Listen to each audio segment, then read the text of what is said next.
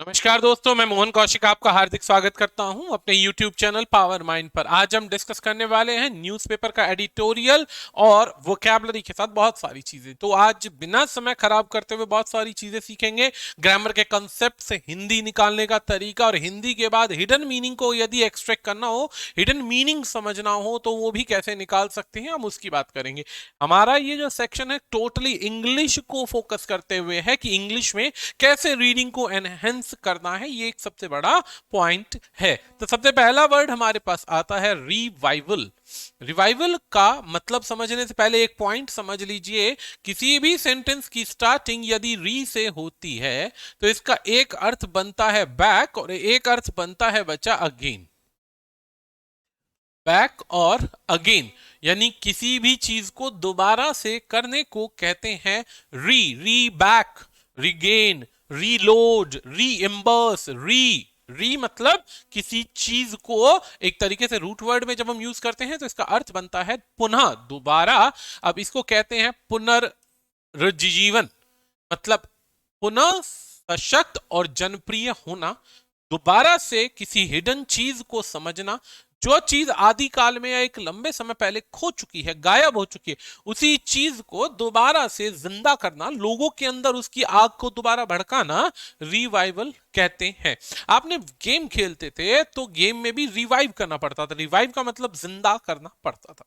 अगला पॉइंट आता है कैंपेन। आपने सुना होगा कैंपेन यानी वर्ब के आगे जब आप ई आर लगा देते हैं तो कैंपेन चलाने वाले को कैंपेनर कहा जाता है।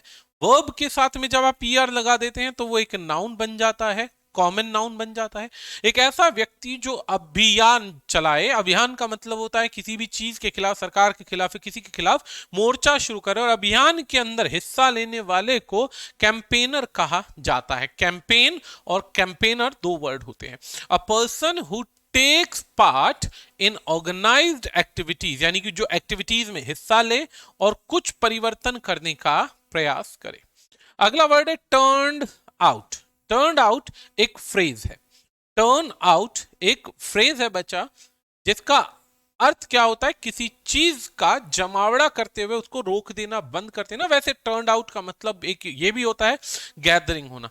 फ्रेज की तरफ लेते हैं तो टर्न हर आउट, उसको बाहर निकालो, किसी चीज को इरेडिकेट करो, समाज के अंदर किसी चलती हुई बुराई को, समस्या को, अपनी बातों को पूरा करने के लिए प्रेशराइज करने को टर्न आउट कहते हैं। सिफर वर्ड होता है, कई लोग इसे चिपर पढ़ते हैं, चिपर नहीं है। चिप अगर होता तो बच्चा साउंड CHIP से स्टार्ट होता, लेकिन ये सी से शुरू हो रहा जरूर है, लेकिन आई की बात आ रही है तो सिफर नहीं पढ़, इसे चिपर नहीं पढ़ेंगे, सिफर पढ़ेंगे। सिफर होता है किसी चीज का लेखन करना, सीक्रेट चीजों का लेखन करना। अभी जैसे भारत के अंदर आपने खालिस्तान मूवमेंट की काफी सारी बातें सुनी होंगी। तो खालिस्तान जो मूवमेंट था, उस मूवमेंट के अंदर आप नोटिस करेंगे कि हिडन एजेंडाज को चलाया जा रहा था चोरों की तरीके से, सीक्रेट तरीके से। तो इसे हम कह सकते हैं method of writing in which a secret pattern of particular set of letters, symbols is used to represent other letters, symbols, etc. Bharat के अंदर ऐसे बहुत सारे पॉप सिंगर आए, जैसे कि अभी एक पॉप सिंगर जिसकी अभी पंजाबी सिंगर था सिद्धू मूसेवाला, इसकी हत्या कर दी गई। सेम ऐसे ही बहुत सारे लोग हैं जो बेसिकली सिंबल्स चलाते हैं खालिस्तान के मूवमेंट से रिलेटेड, झंडे को फहराते हैं, अलग अलग देशों से फंडिंग की बात करते हैं। तो वर्ड आता है आपके पास सिफर। सिफर यानी कि ऐसा सीक्रेट मैनर में सिंबल्स को चलाना, सिंबल्स को चलाने के बाद ये प्रयास करना कि उनकी बातों को हिडन तरीके से, चोरों की तरीके से सुना जाए। सक्सेशनिस्ट एक वर्ड है, IST लग गया। वैसे सक्सेशनिस्ट जो पृथकवादी होते हैं, जो सक्सेशन करते हैं, यानी कि सेशनिस्ट कहते हैं, सेशनिस्ट कहते हैं। सक्सेशन तो वो होते हैं जो एक राजा के बाद दूसरे को कार्यभार संभालना होता है, लेकिन यहां पर क्या है, सेशनिस्ट कहते हैं। सेशन से सेशनिस्ट बना है एक पर्सन जो फॉर्मली विड्रॉ कर ले, मेंबर ऑफ फेडरल बॉडी, जो अपने आप को औरों से अलग कर ले, अपने व्यूज से अलग कर ले। अब सोचिए पूरे भारत के अंदर ऐसे कितने सारे पृथकवादी हैं जो बेसिकली ये प्रयास करते हैं कि भारत की चलते हुए लोकतंत्र को डिस्टर्ब किया जाए। ऐसी परिस्थिति में उनका हमेशा से एक प्रयास रहता है कि किसी भी तरीके से ऐसे मूवमेंट्स या ऐसे एजेंडास को चलाया जाए ताकि लोग भड़कें और सरकार के अंदर एक तरीके से अव्यवस्था क्रिएट की जाए, परेशानी क्रिएट की जाए। टर्मोइल एक संज्ञा है। टर्मोइल कहते हैं इस चीज को, शोरगुल को, खलबली को, एक तरीके से क्यास कर देना, कंफ्यूजन कर देना, नॉइज और डिसऑर्डर कर देना, समाज में एक ऐसी भगदड़ मच जाए या ऐसी एक परिस्थिति बन जाए जिसे ह्यू एंड क्राई कहा जाता है। ह्यू एंड क्राई का मतलब होता है जब ये समझ पाना थोड़ा कठिन हो जाता है कि आने वाला कार्य होगा या नहीं होगा। अभी फिलहाल कुछ टाइम पहले एक पंजाब के अंदर पुलिस ने क्या किया, एक ग्रुप के एक व्यक्ति को, सदस्य को, एक दो व्यक्तियों को पकड़ लिया। ये बेसिकली खालिस्तान के एजेंडा को चलाने वाले लोग थे जिन्होंने कुछ गलतियां करी और पुलिस ने नियम तोड़ने पर उन्हें अरेस्ट किया।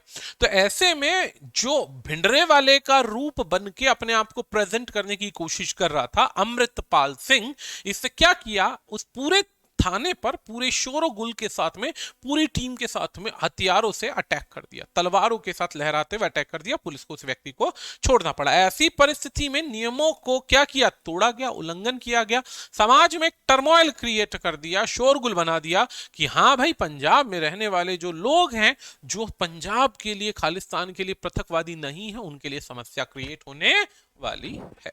आगे बढ़ते हैं अगले वर्ड की तरफ। इनफेमी, फेम से फेमी बना है।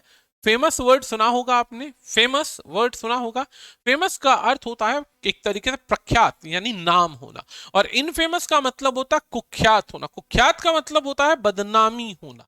बहुत सारे ऐसे वेज हैं जिसमें सरकार को बदनाम करने के लिए प्रयास किए जाते हैं, और होता क्या है, दूसरे पर कीचड़ उछालने के चक्कर में खुद व्यक्ति फंस जाता है। तो यहां पर ख्याति पाने के नाम पर काम करना था, लेकिन उल्टा हो गया, बदनामी फैल गई। इंट्रिग्यूइंग एक वर्ड है, इंट्रिगिंग एक एडजेक्टिव है ये। इसका मतलब होता है षड्यंत्र करना, कॉन्स्पिरेसी चलाना, एक ऐसा फैसिनेटिंग प्रोसेस चलाना जो पहेली की तरह दिखाई दे और सरकार या कोई भी बड़ा वर्ग उसके अंदर फंसता चला जाए। अगला वर्ड है कॉम्पैट्रियट। कॉम्पैट्रियट में पैट्रियट होता है देशभक्त, और कॉम्पैट्रियट होता है हमवतन। हमवतन यानी कि ऐसे लोग जो एक ही देश के लोग हैं, एक ही सोच है, एक ही मानसिकता है, और एक ही तरीके से देश को चलाना चाहते हैं, और वो है लोकतंत्र। भाई देशभक्ति तो इसी को कहते हैं, ये जो सरकार नियम चला रही है, आपको उसी को फॉलो करना है। बैड लाइट एक ऐसा तरीका है जिसमें किसी व्यक्ति को बुरी हरकतों की वजह से सामने लाया जाता है। लाइट का कहते हैं ना, लैम लाइट में किसी को लाना। तो लैम लाइट तो होता है कि किसी व्यक्ति ने बहुत अच्छा काम किया, बहुत अच्छे काम के बाद आप उसको लैम लाइट में ला रहे हैं। लेकिन बैड लाइट की बात करें तो यानी कि बंदा बदनाम है और रोशनी में तो आया लेकिन बुरे कर्मों की वजह से। फ्लॉन्टिंग होता है चमकाना, इतराना, दिखावा करना। फ्लॉन्ट दिखावेबाजी करना, लहराने को भी फ्लॉन्टिंग कहते हैं। कई बार जैसे आपने देखा होगा, बहुत सारे लोग पिस्टल लेकर के अपनी ताकत को, अपनी पावर को प्रेजेंट करने के लिए हवा में उसको क्या करते हैं, लहराते हैं, तो फ्लॉन्ट करते हैं, घमंड करते हैं।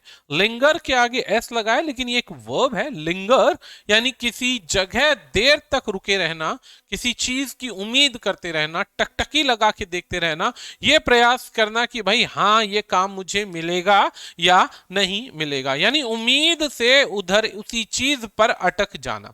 To stay somewhere, to do something for longer than usual, lingering कहते हैं। लिंगर का मतलब होता है एक ही जगह पर अटक जाना किसी भी काम पर। आगे बढ़ते हैं तो कम अक्रॉस एक फ्रेजल वर्ब है जिसका अर्थ होता है अचानक मुलाकात होना। अचानक मुलाकात होना मीट एक्सीडेंटली कहते हैं। अगला वर्ड है प्रोपेगेंडिस्ट। एक ऐसा व्यक्ति जो एक तरीके से एजेंडा चला रहा है, एक व्यक्ति जो एक तरीके से प्रोपेगेंडा चला रहा है, एक भावना चला रहा है, एक ऐसी हरकत चला रहा है या कर रहा है जिससे आप विदेश के लोगों से फंडिंग प्राप्त करके देश के अंदर लोगों को बदनाम करते हैं, सरकार को बदनाम करते हैं, अस्थिरता क्रिएट करने की कोशिश करते हैं। तो प्रोपेगेंडा, फेक प्रोपेगेंडा चलाया जाता है या एजेंडा चलाया जाता है। अब ये जरूरी नहीं नेगेटिव वर्ड है, पॉजिटिव भी हो सकता है। भारत में प्रोपेगेंडास चलाए जाते हैं जिसमें हम पोलराइजेशन करते हैं वोट्स का। बहुत सारी जो पॉलिटिकल पार्टीज हैं वो एजेंडा क्रिएट करती हैं कि भाई ये एक पॉलिसी है और इसको सभी मानेंगे, इसको फॉलो सभी करेंगे। तो एक तरीके से एजेंडा को फॉलो करना। इंस्टिगेट होता है उकसाना, भड़काना, प्रोवोक करना। ये वर्ड बहुत बार रिपीट होते हैं, तो ये सेलेक्टेड वर्ड है, याद रखिएगा। डायस्पोरा होता है, डायस्पोरा एक संज्ञा है पहली बात तो भाई। डायस्पोरा क्या होता है? Movement of people away from their own country, यानी लोगों का एक तरीके से अपने स्थान से, अपने देश से पलायन करना। पलायन करने को डायस्पोरा यहाँ पे बोला गया है। वैसे डायस्पोरा उधर भी यूज होता है, उधर भी यूज किया जाता है जहां पर हम लोगों को कहते हैं कि एक जगह पर खड़े होकर प्रसार करना, चीजों को फैलाना, यानी अपनी बातों का प्रचार करना भी कहते हैं। प्रचार करना भी कहते हैं। डायस्पोरा का मीनिंग जो होता है प्रचार भी होता है, यानी स्टेज पर खड़े होकर, मंच पर खड़े होकर अपनी बातों को प्रचार करना। इसी की जगह हम ये भी कह सकते हैं लोगों का फैल जाना, स्प्रेड हो जाना, या किसी क्षेत्र को छोड़कर चले जाना भी डायस्पोरा बनता है। बढ़ते हैं आगे की तरफ। यहां पर कुछ और वर्ड भी हैं। नैब एक वर्ब है बच्चा। नैब का अर्थ होता है किसी को हिरासत में ले लेना, किसी को हिरासत में ले लेना, किसी दोषी को पकड़ना, हिरासत में लेना। इसे दबोचना भी कहते हैं। इसी की जगह स्टैब अगर वर्ड होता है तो स्टैब होता है किसी को चाकू मार देना, स्टैबिंग।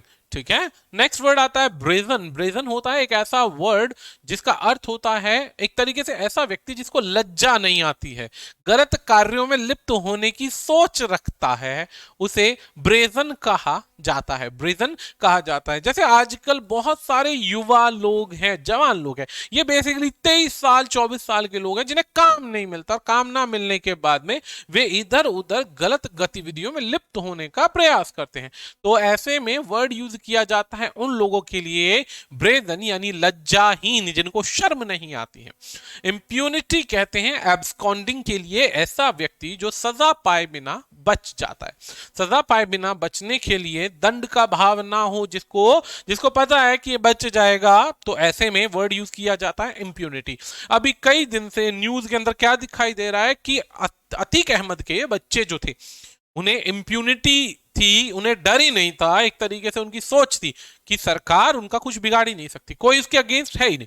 तो उनकी कितनी वीडियोस वायरल हो रही है कि लोगों को पीट रहे हैं, वो पकड़कर मार रहे हैं, उनके फ्लैट में खून दिखाई दे रहा है। तो ये क्या इंप्यूनिटी है, जिसमें डर का भाव तो खत्म हो गया कि भैया कुछ नहीं होगा, देखिए जाएगी।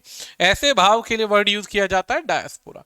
पोलराइजेशन होता है इकट्ठा करना, लोगों को एकत्रित करना, ध्रुवीकरण करना। ध्रुवीकरण का मतलब होता है एक ही एजेंडा, एक ही पॉइंट या एक ही नियति को फॉलो करने के लिए जब पूरा देश, टीम, लोग इकट्ठे होते हैं तो वर्ड यूज किया जाता है। यहां पे क्या यूज किया जाएगा? यहां वर्ड यूज किया जाएगा पोलराइजेशन। वर्ड यूज किया जाएगा पोलराइजेशन। अगला वर्ड आता है हमारे पास पल्वराइज्ड। पल्वराइज्ड एक क्रिया है।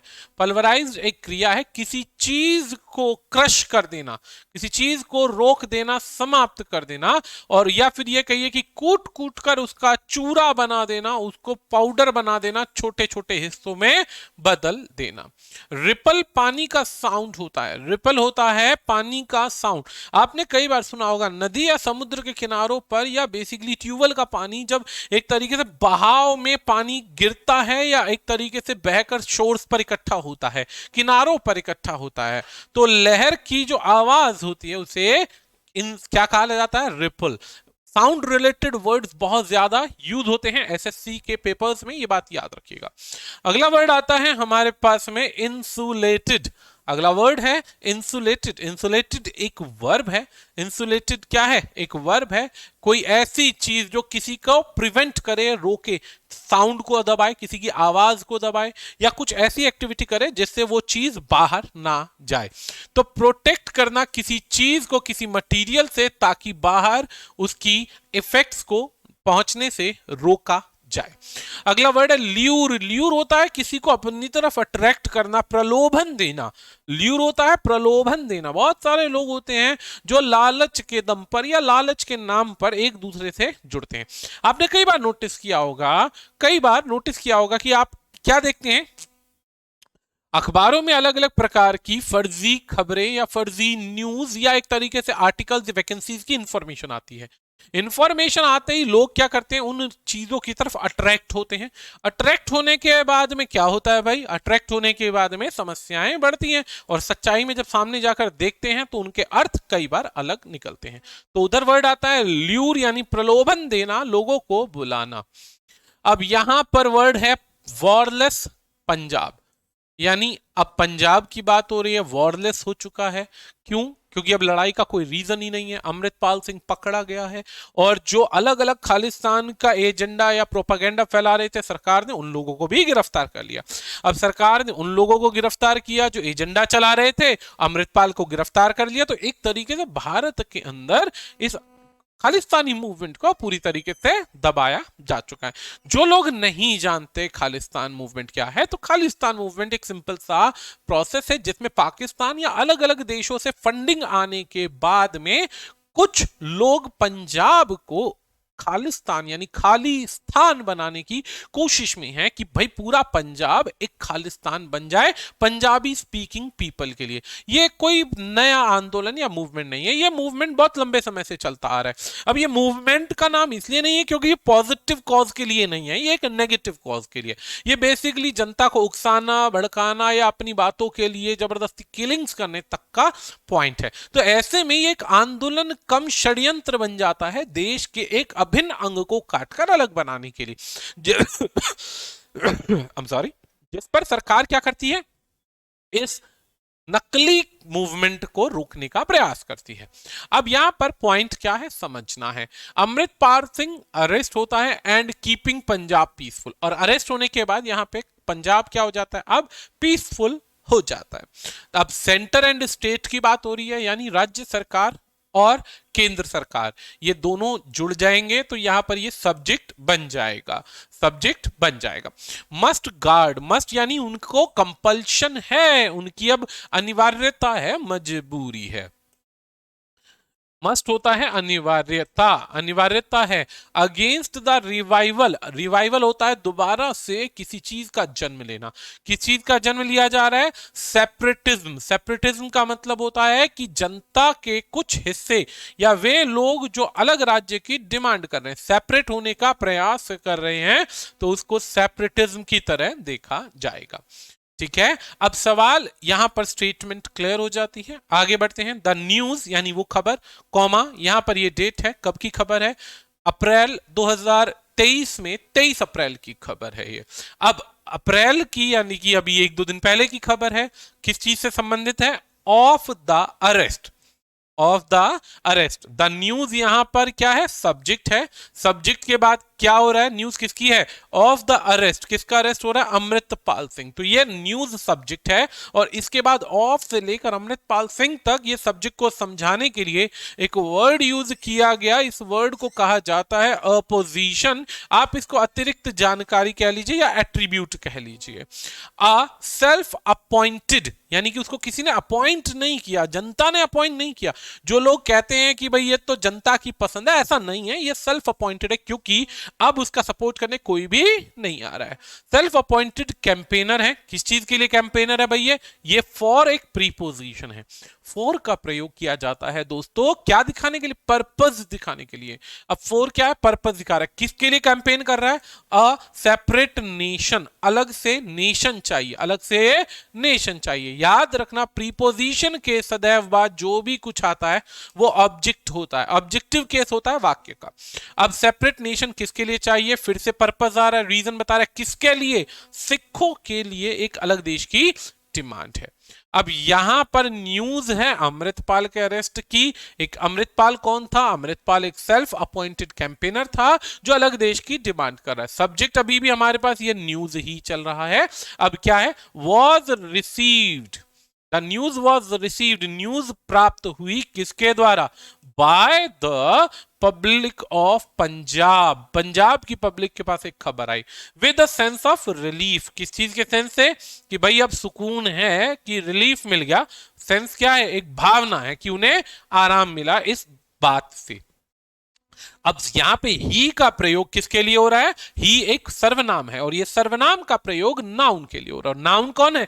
अमृतपाल सिंह, क्योंकि उसी की बात हो रही। संज्ञा पहले आती है, याद रखना, पहले संज्ञा आएगी और बार बार अब नाम नहीं लिया जाएगा, उसके लिए ही का प्रयोग किया जाएगा। ही हैड बीन कब यूज करते हैं हम? Has been, have been, had been का प्रयोग हम तब करते हैं जब हम ये दिखाना चाहते हैं कि कार्य लंबे अरसे से चलता आ रहा है। अब ये जब लंबे अरसे से चलता आ रहा है तो उसको हम बोलते हैं perfect continuous tense. Perfect continuous tense. He had been on the run. On the run यानी भगोड़ा बना हुआ था, भाग रहा था। कब से? हफ्तों से। Four preposition, weeks time. तो जब ड्यूरेशन होगा तो ड्यूरेशन को दर्शाने के लिए फोर का प्रयोग किया जाता है। 4 वीक्स, 4 वीक्स यानी कि कई हफ्तों से भाग रहा था, कॉमा एंड अगला सेंटेंस स्टार्ट होता है नाउ। एंड क्या है? एक कनेक्टर है, यानी अभी बात खत्म नहीं हुई। हफ्तों से भाग रहा था, फ्यूजिटिव था, भगोड़ा था। एंड नाउ फेसेस, अब क्या है? सामना करना पड़ रहा है। किस चीज का? चार्जेस का। चार्जेस यानी सरकार के द्वारा जो उस पे आरोप लगाए गए हैं। किस चीज के? अब यहां पे ये बताया गया कि कौन से आरोप हैं? Under the national security act. अब ये एनएसए लगाया गया है। अब एनएसए, नेशनल सिक्योरिटी एक्ट, तभी लगता है जब देश की अखंडता को, संप्रभुता को नुकसान पहुंचाया जाने का प्रयास हो। यही चीज मनीष कश्यप नाम का एक रिपोर्टर था जिसके साथ यही हुआ। ऐसे ही बहुत सारे लोग हैं जो देश के अंदर अलग अलग प्रकार की भड़काऊ, उकसाऊ, गलत अवधारणा से भाषण देते हैं जिससे जनता को इनसिक्योरिटी फील हो, तो उस पर एनएसए लगता है। अप्रूव होगा वो कोर्ट में, सरकार ने या पुलिस ने लगाया है। As well as several FIR, first information reports, यानी इस पर क्या हुआ? काफी सारे चार्जेस के अंदर पहला लगा एनएसए और उसके बाद इस पर बहुत सारी इंफॉर्मेशंस यानी कि रिपोर्ट्स दायर की गई कि भाई ये व्यक्ति इस प्रकार की गतिविधि कर रहा है। He has turned out to be a cipher, यानी कि वो यहां पर क्या प्रूव हो रहा है? ही हैज टर्न्ड आउट, सामने आया, बनकर सामने आया एक षड्यंत्रकारी। षड्यंत्रकारी एक ऐसा व्यक्ति जो बेसिकली सरकार के खिलाफ षड्यंत्र कर रहा है। किस चीज का षड्यंत्र कर रहा था भाई? ये खालिस्तान के एजेंडा को भड़काने का या उकसाने का प्रयास कर रहा था। तो जब खालिस्तानी मूवमेंट या एजेंडा को उकसाएगा तो ये क्या हो जाएगा? षड्यंत्रकारी। सिफर बन गया, यानी छुप कर ये क्या कर रहा था? ये छुप कर एक फर्जी एजेंडा चला रहा था। अब इस बात पे ये क्या हो गया? पकड़ा गया भाई। अब चलो जी, पकड़ा गया, बात खत्म हो गई। नीदर ही नॉर हिज कॉज, ना तो ये ना ही इसका जो कॉज ऑफ खालिस्तान, ना तो ये ना ही खालिस्तान अपीयर्स यानी सामने आया to have any significant support among the Sikh या अमंग सिख। कहता है कि ना तो वो कहीं काम आया, ना ही खालिस्तान का जो ये फर्जी एजेंडा चला रहे थे कि भाई जिससे कोई बेनिफिट होगा, ना ही ये सामने आया। कोई भी चीज अभी सामने तो आई नहीं है, वैसे ही शोर मचा रहे थे। तो ऐसे में अब पॉइंट सामने आ गया, ऐसे में एक पॉइंट सामने आ गया कि क्या ये जो एक तरीके से सिस्टम था वो सही था। चलो जी ठीक है। अब यहाँ पे बात हो रही है the secessionist, secessionist has been shifted, यानी ये जो व्यक्ति है, कल्प्रिट है या ये जो बंदा है, इसे क्या कर दिया गया? शिफ्ट कर दिया। शिफ्ट किया कहां पर? डिब्रूगढ़ जेल में, आसम के अंदर। अब सोचने वाली बात है, क्राइम इसने किया कहां पर किया? पंजाब में। भेजा कहां गया? डिब्रूगढ़ जेल में, यानी भारत के एक कोने से दूसरे कोने तक इसको उठा के पटक दिया गया। अब ऐसे में पटकने का रीजन बहुत साधारण है दोस्तों। रीजन ये है कि जब भी कोई व्यक्ति इस प्रकार की गतिविधि करता है तो इसने ये पहले ही प्रूव कर दिया कि ये पुलिस पर, थाने पर, कोर्ट पर अटैक कर सकता है। यानी इसको फॉलो करने वाले लोग या जो हिडन एक तरीके से कल्प्रिट्स हैं वो पूरे थाने पर अटैक कर सकते हैं। ऐसी परिस्थिति में क्या करना पड़ेगा? ऐसी परिस्थिति में यहां पर इसको दूर शिफ्ट करना जरूरी था कि 2000 किलोमीटर दूर उठा के डाल दो, देखी जाएगी वहां तक इसके फॉलोवर्स नहीं पहुंचेंगे। Over 2000 kilometre away from Punjab, ताकि अब क्यों भेजा? यहां पे टू प्लस वर्ब की फर्स्ट फॉर्म, ये रीजन बता रहा है क्यों भेजा पंजाब, टू अवॉइड, अवॉइड करना है एनी पोटेंशियल यानी पावरफुल टर्मोइल, यानी ऐसा कोई टर्मोइल सामने ना आए, शोर शराबा, घटना दुर्घटना सामने ना आए जिससे दोबारा से केओस हो, प्रॉब्लम्स क्रिएट हो। टेकिंग ओवर, पूरी चीज का कंट्रोल लिया एज द हेड, कि भाई यही उसका सरगना था। लास्ट ईयर की बात है, ये जो वारिस पंजाब दे का एक तरीके से ग्रुप चलता है। अब ये क्या, ये एक तरीके से सोशल ऑर्गेनाइजेशन है, स्टेब्लिश की गई थी उस एक्टर के द्वारा जो एक्टिविस्ट बना और उसकी डेथ हो गई थी एक्सीडेंट में पीकर या किसी रीजन से। क्या कर रहे थे, दीप सिद्धू नाम का एक सिंगर था जो वारिस पंजाब के का क्या था, ऑर्गेनाइजर था, एक तरीके से उसका हेड था। अब दीप सिद्धू जो है ये भी एक तरीके से अलग देश की डिमांड करता है। अब जितने भी पंजाब के सिंगर से, जिनमें चाहे सिद्धू मूसेवाला हो या दीप सिंधु, ये गन कल्चर को लाना चाहते थे। ये गन कल्चर के साथ साथ खालिस्तान की चीजों को दर्शाते थे या अलग अलग तरीके से अपने आप को सुपीरियर दिखाने का प्रयास करते थे। अब मिस्टर अमृतपाल सिंह का जो राइज हुआ, राइज यानी उत्थान हुआ, कंट्रोवर्सी से हुआ, और कंट्रोवर्सी के अंदर भी क्या हुआ, ये बदनाम हुआ। किस चीज के लिए, कि भाई एक तरीके से ये षड्यंत्रकारी है, एज इट वॉज क्विक, क्योंकि इसे बहुत जल्दी क्या मिला, बहुत जल्दी से नाम मिला।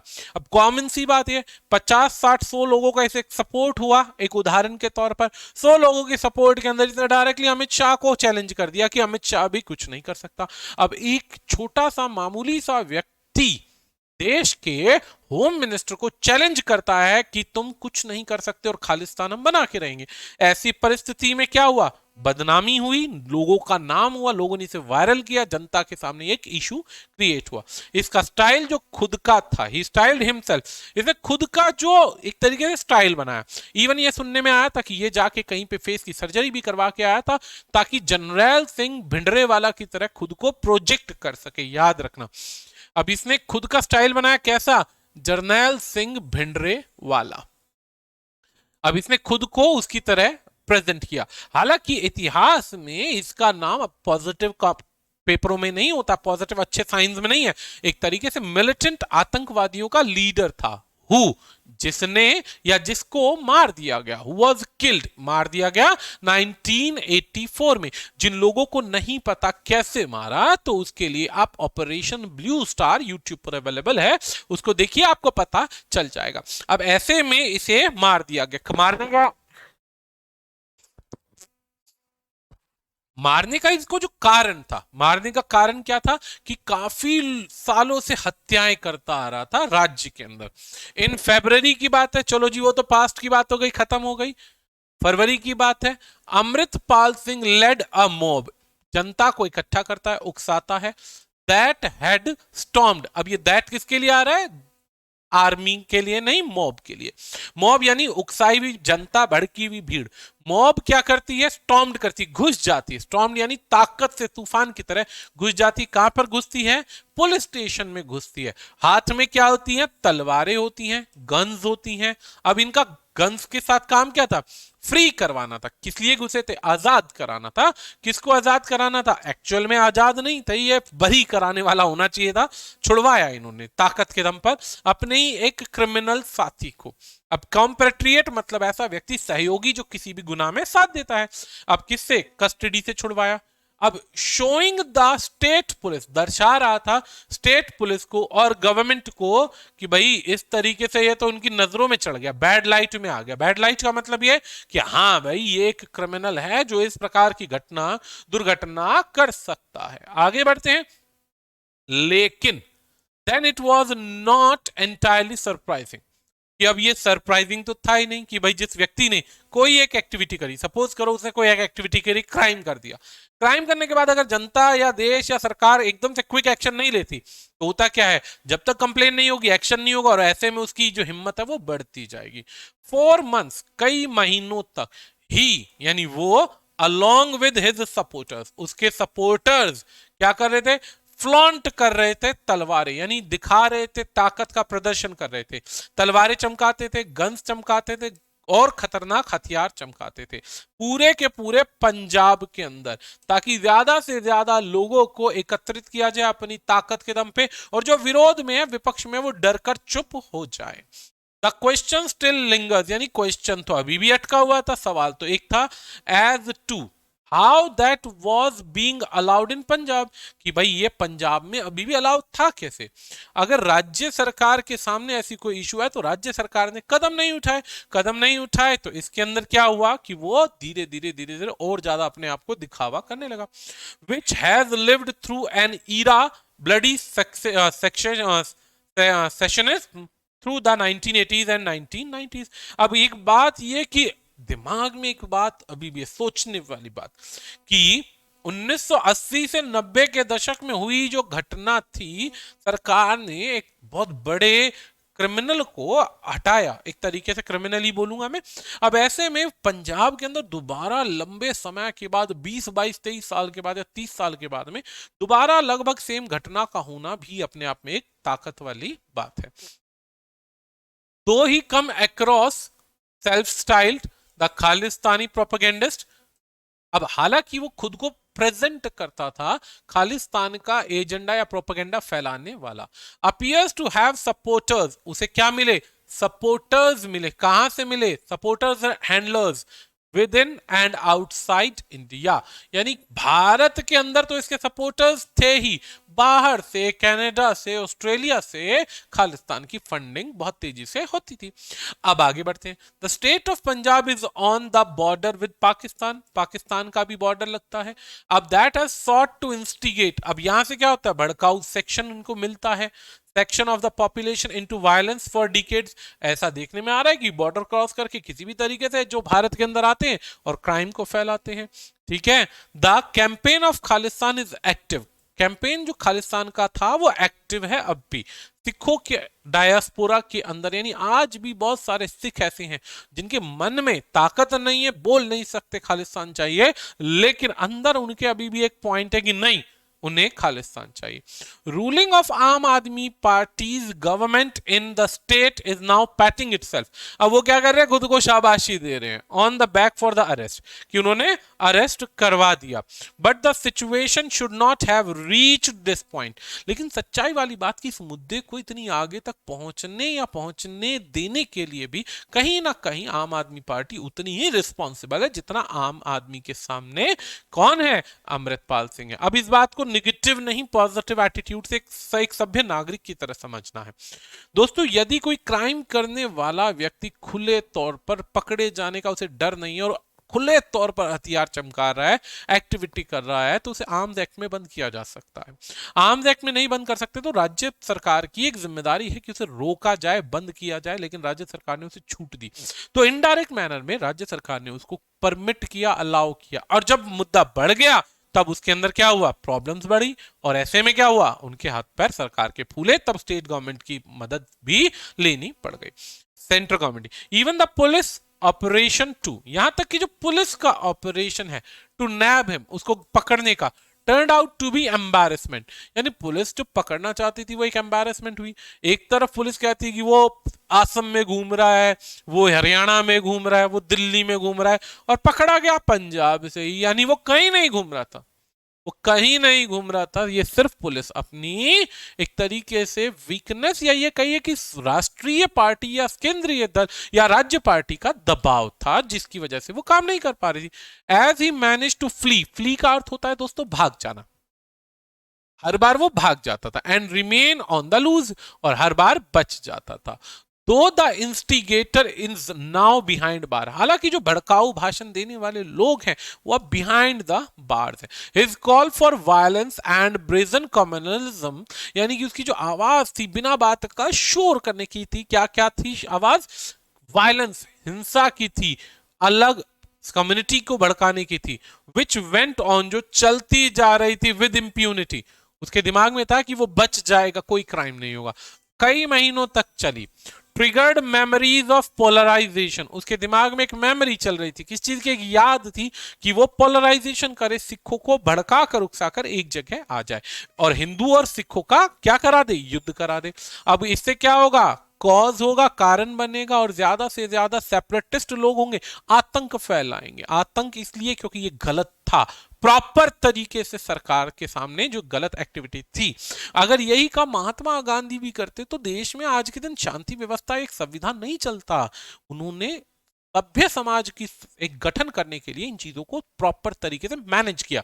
उन्होंने कभी भी हथियार उठाना सही रास्ता नहीं बनाया और गलत का साथ नहीं दिया उन्होंने, ये बात ध्यान रखिएगा। That had pulverised Punjab for long. The ripple effect यानी जो शोर था, were felt even in other countries. अब इस तरीके का जो शोर इन्होंने मचा दिया, दूसरे देशों में भी क्या हुआ, देखा जाने लगा, और देखा जाने लगा तो भारत का नाम खराब होता है इससे। सेंटर और स्टेट अंडर बीजेपी, यानी कि जो सेंटर गवर्नमेंट है और स्टेट गवर्नमेंट है जो आम आदमी पार्टी के पास है, तेजी से एक साथ मिलकर काम करना चाहिए, शुड वर्क क्लोजली, एक साथ काम करना चाहिए to get their administrative action, ताकि प्रशासकीय एक्शन तेजी से लिए जा सके, और political messaging correct and effective to keep Punjab peaceful, और पंजाब को एक तरीके से शांति व्यवस्था एक प्रिय बनाना चाहिए, and insulated from meaningless lure of secessionism, और कोशिश करनी चाहिए जो लालच है या जो फालतू की फेक न्यूज या एजेंडा चला जा रहे हैं उनसे दूर रखा जा सके। तो खैर यहां पर ये पॉइंट हमारा समाप्त होता है, पॉइंट समाप्त होता है, यहां पे शुरू होता है बच्चा अब हमारे पास next match the column. Match the column में यहां पर हमने क्या किया, सेम सारे के सारे वर्ड्स को वही रखा है जो हमने न्यूज में आर्टिकल में पढ़ा है। यहां से बच्चा यहां पर हर स्टेटमेंट का मीनिंग दिया गया है, ये हैं स्टेटमेंट्स के मीनिंग्स। अब इनमें से आपको मैच करना है कौन सा मीनिंग सही है कौन सा गलत है। तो हर स्टेट के पॉइंट के बाद में एक स्टेटमेंट क्रिएट हो रहा है।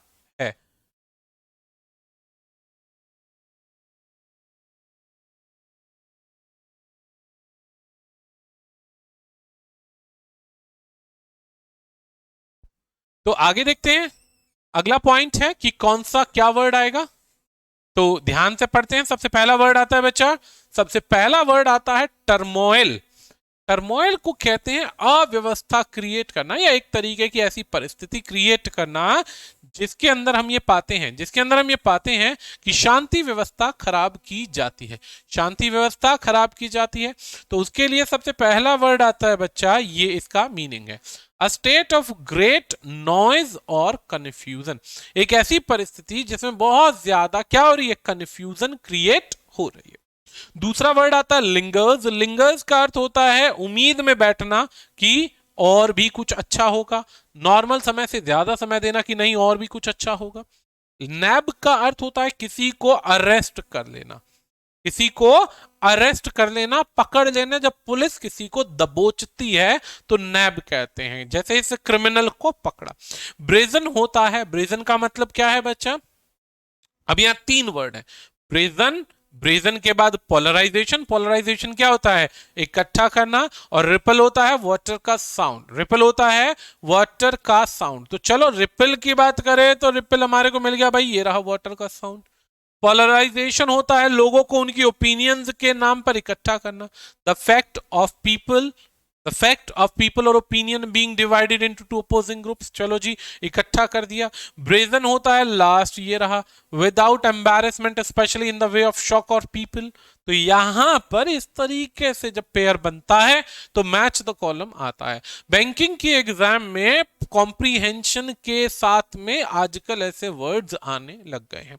जब ऐसे क्वेश्चन आएंगे तो आपको उनको प्रिपेयर करना, वोकैबुलरी को फोकस करना उतना ही जरूरी है जितना कि अपनी रीडिंग को एनहेंस करना है।